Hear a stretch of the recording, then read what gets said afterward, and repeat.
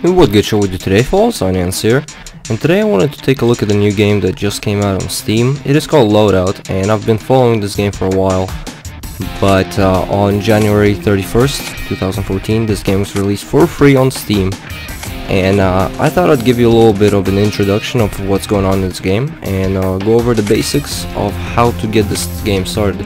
So if you download the game and run it for the first time, I will ask you to create an account. And you can see right here I chose my Onions account. You can make any account and choose your nickname or whatever, but I actually got mine reserved as soon as possible because people usually like to take these names if they have a chance.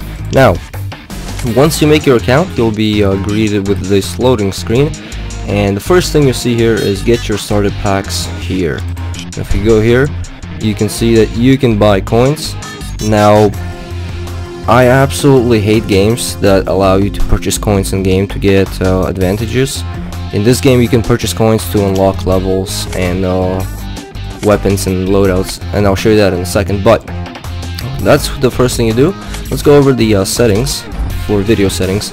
Now I always go over to the graphics tab, and I always play at 1600 by 900 resolution in window mode because I feel the most comfortable with that. And you have a quality slider. You can slide this all the way to low or all the way to high. If you have a good computer, you'll be able to handle this. One cool feature that this game does have is colorblind mode. Now I don't use this because I'm not colorblind, but for people who are colorblind, you can try this game out and see if you like it, because it is after all free. And vertical sync is always off for me because I like high FPS and I don't like mouse lag. But other than that, there's the controls where you can change the camera, controller, and other things. Key binding, that's pretty basic. You can rebind your controller as well, which is a really great feature. A lot of games don't support controller rebinding. This game does actually support controller rebinding, so if you feel like customizing your own controller to make it feel better, which I will probably do later, go ahead, up to you. Audio, you can change this is pretty basic. And the game, some game features right here. You can change the servers that you can play on. There's Europe, North America, and Australia, which is really cool how there's like 3 different server groups that you can go into, and it updates live. So you just saw that update from like a 30 to a 23. So choose the best one for you. If you're in Europe, choose Europe. If you're in Australia, choose Australia, and then North American people can choose North America. So that's pretty much it for the options menu. Just play around and you'll figure out everything on your own, but that was just a little bit of a introduction. Also, cloud synced basically means that it syncs with Steam Cloud and saves your progress, I guess, in the game, and just all the save files that need to be saved online, like on the air, so that when you delete this game and reinstall it, all your settings are saved and such. So I'll click save.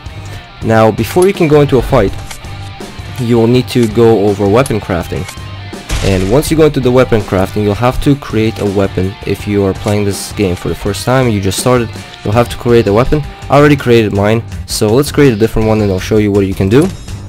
You need to name your gun, so I'll just name a generic gun, just like that. Click OK. As you can see right here, a menu comes up here that tells you what you can do with this gun. For example, there's a rifle, there's a launcher, there's a pulse type of machine gun, I don't know what this does, and then there's a beam. Now, from looking at the stats, the launcher has the highest damage, and then the beam has the second largest damage.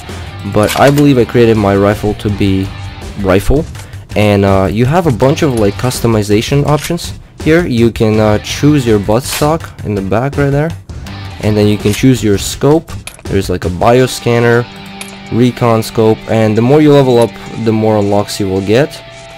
And then for barrels, bunch of other customizations. This is one of the ones I like. Unfortunately, I'm not going to be spending money on this game, which is what I never do when a game has like in-game currencies and shit. I just avoid that as much as possible and just play it for fun. And I kind of like this barrel. Then there's ammunition types. So there's Tesla, health, pyro, the juice. I don't know what the juice is. And then there's different magazines, basically a full weapon customization to your liking. You can pretty much make whatever you want. And also there's this little great feature right here called randomize, which I've actually never seen in another game that has like weapon crafting. So if you click randomize, it completely randomizes your gun, chooses random parts for you, and then you can see the stats of the weapon here. So let me randomize it again. You can see created some kind of a rifle cannon with like a weird barrel at the front. It's pretty cool. And you will need to pay 6,000 for this rifle, and if I click customize again, I will need to pay 1,560 blutes. I don't know what blutes are. It's another currency that you earn by playing the game. So let me click save. Actually, no, I don't want to save this. I want to save the money I have. So once you get your gun, you will need to go to your loadouts and create a new loadout. Now I already have a loadout slot, but basically what you will do is choose loadout slot 1 if you're level 1, then select your rifle. You can have up to 2, so feel free to build a second rifle if you do have one. I just only built one so far, so I'll be using that for now. And also you can choose a grenade, and these are only unlocked by going into the skill trees, which I'll go over in a second. And then you can choose your character, and there's only 3 so far. I'm pretty sure there will be some downloadable characters later for currency or something, which is usually what happens. Where's he? Now, in Outfitter, you can choose outfits for your character. Just let's go character, click that, and then you can choose how your character looks. Most of these are paid, as you can see right here. I don't know why I have a shirt on. Why do I have a shirt on? I said no shirt. Let me see what this looks like. Oh wait, those are tattoos. Those are tattoos. Alright, you can choose the face. You can choose a bunch of things. Basically character customization, which is pretty cool. A lot of people like to customize and have unique characters, so I think this feature is pretty nice. So let's go over to the locker, and here you basically have your stats and stat tracking. You have your level, you have your skill tree progression, and you have your quick stats on kills, assists, scores per minute, total time played, close death ratio, and win-loss ratio. So that's pretty basic. Then you have statistics that goes a little bit more in depth with the details. As you can see, I haven't played yet, although I did play a game. I don't know why it started me fresh. Everything's at 0.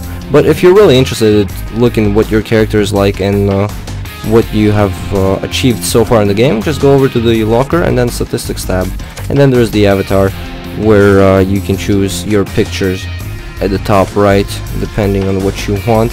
There's a bunch of customization options, but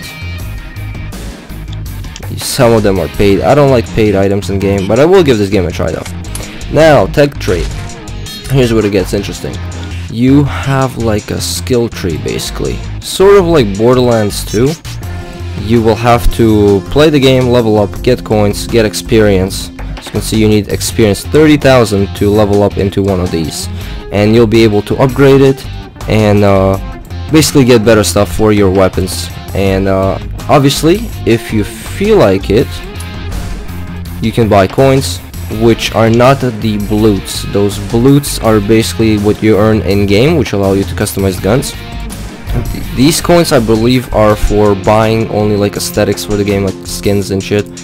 Most of the other features are basically play the game to rank up, to unlock, so there's that. And then there's skill trees for different guns, as you can see here: rifle, pulse, beam, and equipment, which is really cool. And the last tab that we have here is the store, which obviously not my favorite tab. If you go to XP boost, you can purchase XP boosts. As you can see, you have to pay 17,799 to get a double XP boost for 30 days, and these can be bought with these coins, which most likely do not drop in the game. I am not 100% sure, so if they do drop in the game or something, I will put a notification or what is it called, an annotation for you to know about that. And as you can see here, you can buy gun slots for that money. So basically, I really hope this game doesn't turn into a complete play to win, but this is sort of the vibe I'm getting from this game right now, that most of these features are either unlocked by level, or you can pre-purchase them or unlock them earlier by spending money, which is completely up to you. I don't like spending money at free-to-play games, at least. Counter-Strike just drained me from all my money that I had. Anyway, I hope you enjoyed this video. I will probably release some videos in the future, so if you did, make sure to hit that like button and click the subscribe button, and stay tuned. Stay awesome, fellas.